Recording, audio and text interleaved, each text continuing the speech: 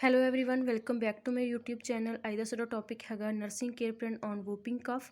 ਸੋ ਅੱਜ ਦੀ ਇਸ ਵੀਡੀਓ ਦੇ ਮੈਂ ਵਿੱਚ ਦੱਸੂੰਗੀ ਤੁਹਾਨੂੰ ਕਿ ਨਰਸਿੰਗ ਕੇਅਰ ਪਲਾਨ ਕਿੱਦਾਂ ਬਣਾਈਦਾ ਆ। ਸੋ ਜੇਕਰ ਤੁਸੀਂ ਕਮਿਊਨਿਟੀ ਹੈਲਥ ਨਰਸਿੰਗ ਦਾ ਕ੍ਰਾਈਟੇਰੀਆ ਬਣਾ ਰਹੇ ਆ ਜਾਂ ਮੈਡੀਕਲ ਸਰਜੀਕਲ ਨਰਸਿੰਗ ਜਾਂ ਪੀਡੀਆਟ੍ਰਿਕ ਕਿਸੇ ਵੀ ਸਬਜੈਕਟ ਦਾ ਕ੍ਰਾਈਟੇਰੀਆ ਬਣਾ ਰਹੇ ਆ, ਸੋ ਸਭ ਦੇ ਲਈ ਤੁਸੀਂ ਇਹ ਵਾਲਾ ਜੋ ਅੱਜ ਦਾ ਮੈਂ ਕੰਟੈਂਟ ਦੱਸ ਰਹੀ ਹਾਂ ਤੁਸੀਂ ਉਸ ਦੇ ਵਿੱਚ ਲਿਖ ਸਕਦੇ ਹੈ ਕਿ ਬਸ ਥੋੜ੍ਹੀਆਂ ਚੇਂਜਸ ਹੁੰਦੀਆਂ ਹੈਗੀਆਂ। ਸੋ ਜੇਕਰ ਤੁਸੀਂ ਵੀਡੀਓ ਨੂੰ ਸ਼ੁਰੂ ਕਰਨ ਤੋਂ ਪਹਿਲਾਂ ਚੈਨਲ ਨੂੰ ਸਬਸਕ੍ਰਾਈਬ ਨਹੀਂ ਕੀਤਾ ਤਾਂ ਚੈਨਲ ਨੂੰ ਸਬਸਕ੍ਰਾਈਬ ਜ਼ਰੂਰ ਕਰ ਲਿਓ, ਬੈਲ ਆਈਕਨ ਨੂੰ ਜ਼ਰੂਰ ਪ੍ਰੈਸ ਕਰ ਲਿਓ ਤਾਂ ਜੋ ਮੇਰੀ ਹਰ ਇੱਕ ਵੀਡੀਓ ਦੀ ਨੋਟੀਫਿਕੇਸ਼ਨ ਤੁਹਾਡੇ ਕੋਲ ਪਹੁੰਚ ਸਕੇ। ਸੋ ਵੀਡੀਓ ਨੂੰ ਐਂਡ ਤੱਕ ਜ਼ਰੂਰ ਦੇਖਿਓ। ਜੇਕਰ ਵੀਡੀਓ ਚੰਗੀ ਲੱਗੇ ਤਾਂ ਲਾਈਕ ਕਮੈਂਟ ਸ਼ੇਅਰ ਜ਼ਰੂਰ ਕਰਿਓ, ਕਮੈਂਟ ਕਰਕੇ ਜ਼ਰੂਰ ਦੱਸੋ ਤੁਹਾਨੂੰ ਵੀਡੀਓ ਕਿੱਦਾਂ ਦੀ ਲੱਗੀ। ਸੋ ਜੇਕਰ ਕਿਸੇ ਵੀ ਹੋਰ ਟੌਪਿਕ ਦੇ ਉੱਪਰ ਕੇਅਰ ਪਲਾਨ ਚਾਹੀਦਾ ਹੋਵੇ ਤੁਸੀਂ ਕਮੈਂਟ ਕਰਕੇ ਦੱਸ ਸਕਦੇ ਆ, ਮੈਂ ਜ਼ਰੂਰ ਪ੍ਰੋਵਾਈਡ ਕਰੂੰਗੀ।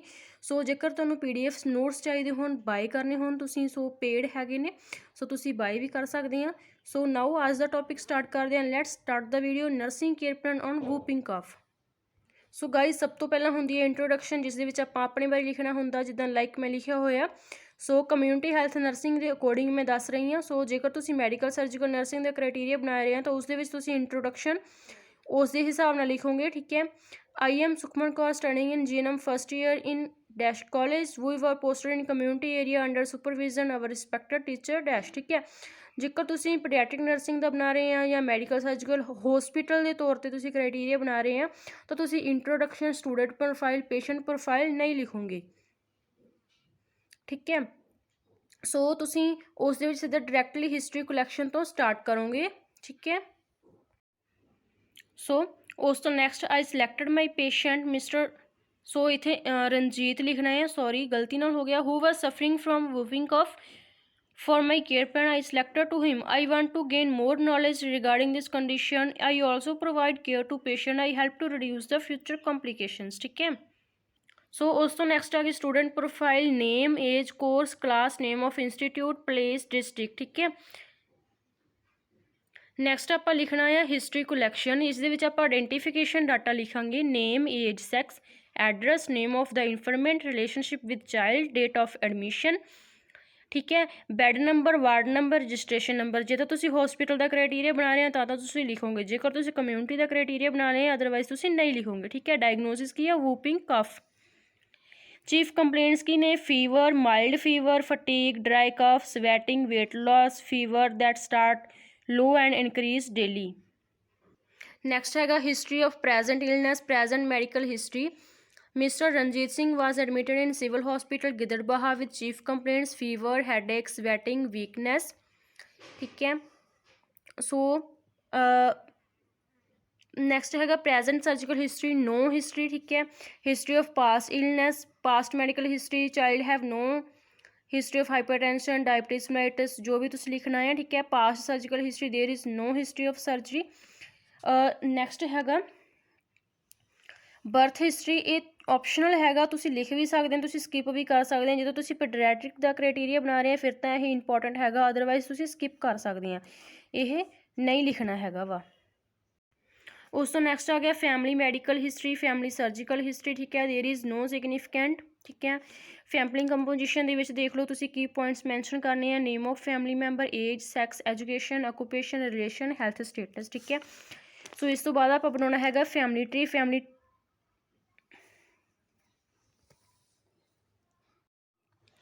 ਫੈਮਿਲੀ ਟਰੀ ਕਿੱਦਾਂ ਬਣਾਈਦਾ ਹੈ ਇਸ ਦੇ ਉੱਪਰ ਮੈਂ ਇੱਕ ਸਪੈਸ਼ਲ ਵੀਡੀਓ ਪ੍ਰੋਵਾਈਡ ਕਰੀ ਹੋਈ ਹੈ, ਉਸ ਲਈ ਵੀਡੀਓ ਦਾ ਲਿੰਕ ਤੁਹਾਨੂੰ ਇਸ ਵੀਡੀਓ ਦੇ ਡਿਸਕ੍ਰਿਪਸ਼ਨ ਬਾਕਸ ਦੇ ਵਿੱਚ ਮਿਲ ਜੂਗਾ, ਸੋ ਜ਼ਰੂਰ ਚੈੱਕਆਊਟ ਕਰ ਲਿਓ ਜੀ।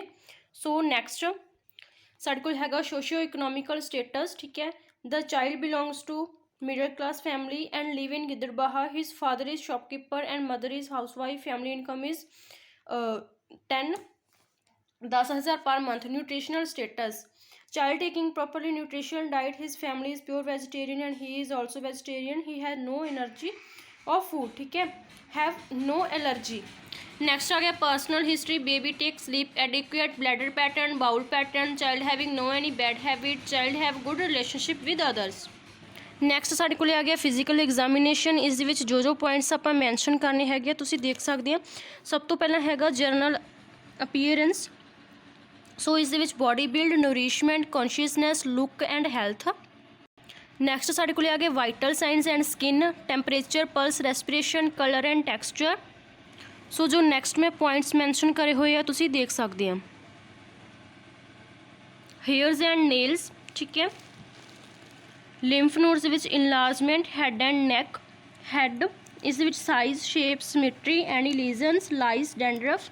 नैक दे विच की है lymph nodes, face, shape, tenderness and symmetry. Eye दे विच eyebrow, eyeball, eyelids, conjunctiva, sclera, cornea, iris, pupil and vision, ठीक है। ईयर्स दे विच size, shape, discharge, tenderness, hearing.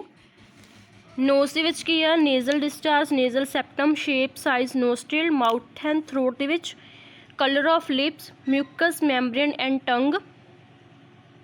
Next one is ulcer, gums. Chest and lungs दे विच size, breast and nipple, breath sound, heart rate and thorax. Abdomen दे विच inspection, auscultation, percussion and palpation. Genital area दे विच male genitalia, penis in size, shape, urethra, opening, scrotum, testes, swelling. Anus and rectum दे विच की लिखना है, lesions, anal sphincters, fissure, inflammation. Next one is spine and back, swelling, tenderness, spinal fluid. Limb दे विच upper limb, symmetry, edema, swelling, range of motion, palm and soles, nails. Lower limb दे विच symmetry, range of motion, any infection and any deformity. So जो points मैं mention जिद्दां कीते होए आ तुसीं उदां ही लिखने हैगे, ठीक है। जेकर कोई चेंजिस तुसीं करना चाहुंदे हो तो चेंजिस कर भी सकते हैं, पर कुछ गलत ना कर लिओ जी, ठीक है, ध्यान नाल करना जी। नैक्सट आ गए साडे कोले vital science, temperature, pulse, respiration, blood pressure and oxygen level मैं मैंशन करे हुए हैं, ठीक है। तुसीं भी इदां ही करने हैगे आ। Patient value, normal value and remarks में किए हुए है। पेशेंट का फीवर हैगा पेशेंट नूं, सो टैंपरेचर इनक्रीज़ हैगा, पल्स भी इनक्रीज़ हैगी एंड रेस्पिरेशन भी इनक्रीज़ हैगी आ। उस तो नैक्सट साडे कोल आ गई लैब इन्वैस्टिगेशन। लैब दे विच आपां किहड़े करांगे, सो WBC, HB, platelet and RBC। So platelet मैं दोबारा लिखिया होया क्योंकि जे तुहानूं कन्फ्यूजन उपर लग रही है तुसीं नीचों देख के तां कि तुहानूं कोई भी डाउट ना होवे। जेकर तुहानूं कोई डाउट होवे तुसीं कमेंट बॉक्स दे विच पुछ सकदे, मैं जरूर रिप्लाई करूँगी, ठीक है। सो ये हो गई अपनी लैब इन्वैस्टिगेशन। उस तो नैक्सट साडे कोल आ गई मैडिकेशन, ठीक है। मैडिकेशन दे विच मैं मैडिसन लिखी हुई है azithromycin, ciprofloxacin, amoxicillin, PCM। Genetic name लिखिया होया, टाइम, रूट, डोज लिखी हुई है एंड एक्शन। OD का की मतलब हुंदा दिन विच एक बार मैडिसिन प्रोवाइड करनी, BD का मतलब हुंदा दिन विच 2 बार मैडिसिन प्रोवाइड करनी, PO का मतलब हुंदा पर ओरल कि आपां पेशेंट नूं orally bye mouth medicine provide कर रहे हैं। सो इस तो नैक्सट आ गए nursing diagnosis. Next nursing diagnosis तुहानूं इस वीडियो के सैकेंड पार्ट दे विच मिलणगे। उस वीडियो का लिंक तुहानूं इस वीडियो के डिस्क्रिप्शन बॉक्स दे विच मिल जूगा, सो चैकआउट कर लिओ जी। And health education and bibliography आपां नैक्सट वीडियो दे विच करांगे। अज दी वीडियो दे विच इन्ना ही, मिलदे नैक्सट वीडियो दे विच नवें टॉपिक दे नाल। Thank you for watching my video, thank you.